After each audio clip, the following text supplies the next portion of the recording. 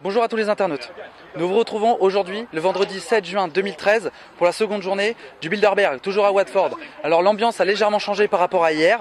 Les gens ont commencé à se regrouper et à s'organiser. On a vu moins de journalistes mainstream, toujours autant de journalistes et de journaux indépendants, et tout autant de curieux. La population est assez hétéroclite, puisqu'aujourd'hui nous avons vu apparaître des familles, donc avec des enfants, et notamment des hippies, dans une ambiance un peu New Age et un peu Woodstock. Au niveau de la sécurité, nous avons récolté des nouvelles informations. Notre source a réussi à s'approcher de l'entrée secondaire en vélo, et il a eu l'opportunité de prendre quelques clichés photos. Il a eu la gentillesse de nous montrer les photos, et dans une d'elles, on voit un bus à 2 étages rempli d'agents de sécurité privés appartenant au groupe G4S. Puis nous sommes arrivés à point nommé, puisque c'est le moment qu'a choisi Alex Jones pour faire son show à bord d'une barge sur la rivière qui traverse le jardin du Groove Hotel. Nous avons été suffisamment réactifs pour pouvoir filmer quelques plans, dont certains en exclusivité. Regardez. Vous pouvez voir une petite péniche sur la rivière qui passe au milieu. C'est Alex Jones, les gens d'Infowar, probablement avec Luc de We Are Change. Vous entendez la foule qui applaudit l'initiative. Et ça, c'est Alex Jones. Toujours en train de gueuler.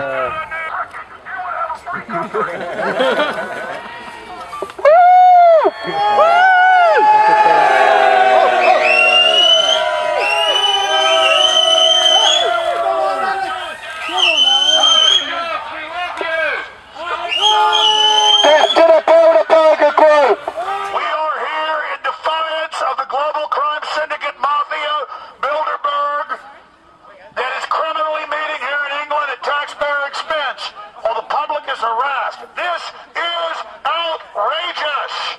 And that's why we're here, ladies and gentlemen. And that's why Infowars.com and my crew are here to expose this outrageous tyranny.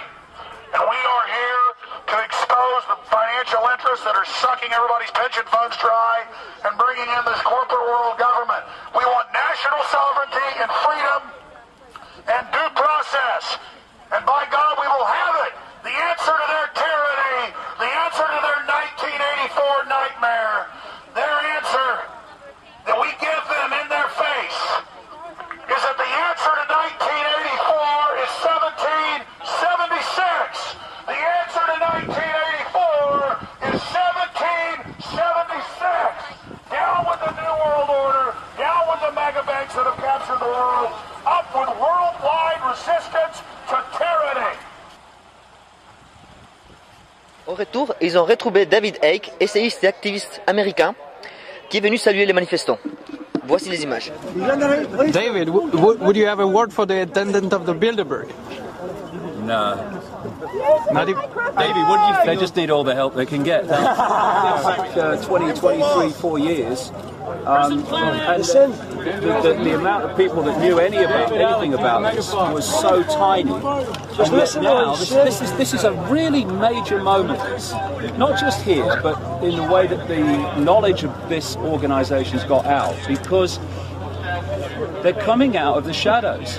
And this is such a wonderful symbolic part of the web, because it's a point that people can relate to. What it is simply, what we've been saying all these years is, if you look at the corporations and the banks and the governments, the political parties, in the end they're all controlled by the same people. They're different masks on the same face, and here we have the absolute living proof of that this weekend in that hotel, where, I mean, what's the point of having lobby laws when the buggers get on the same roof? But this is a wake-up call for a lot of people. Are going to start to open their minds to the world being very different to what they thought it was because of this thing. This is the point of what's going on economically. What they've done is crash the economy in 2008, and done it on purpose. And then they started a massive, phenomenal, unprecedented transfer of wealth from the mass of the people to this elite through the banking system. So, first stage of that was crash the banking system, and then you get governments to bail out the banks. Now it's a banking problem has become a government problem. The next stage of that, and this is what Cyprus was all about, was to go into a point where, having taken the banking problem and into a government problem, you then pass it on, this is what's happening now, to the people as an austerity problem. And so this transfer of wealth is going from banks, the banking system, or to the banking system, through government, from the people. People, government, banks. Cyprus was about going to the next stage of that, and not even going through governments to steal from the people, but going direct into their bloody bank accounts. And the point being, the power of precedent is massive. And having set it in Cyprus, then when the next banking crisis comes, and it's all planned, of course, it'll be discussed in there over the weekend, possibly now, they are going to say, well, hold on a second, we can't, governments, bail out the banks anymore. Well, what about the people of Cyprus? We can't let them have their, money taken from their bank account and then say that it's not happening elsewhere. This is what the European Union is going to say. And therefore, the idea is to transfer wealth, not just via governments to the banks and the elite, but actually from bank accounts alone. Une information qui nous est parvenue à la dernière minute, juste avant de faire cette vidéo, puisque une équipe de journalistes belges, anglais et suisses ont réussi à s'infiltrer dans le jardin du Groove Hotel, sur la rivière, à bord de ce qu'ils appellent de façon humoristique la Bilderberg. Nous avons bon espoir de pouvoir vous transmettre cette vidéo filmée lors de la traversée par cette même équipe de reporters.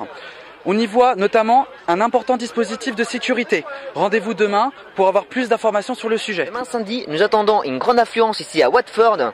À l'appel des médias alternatifs et des réseaux sociaux, il est fort probable qu'une grande quantité de Londoniens viennent ici pour manifester. Donc restez connectés et à demain.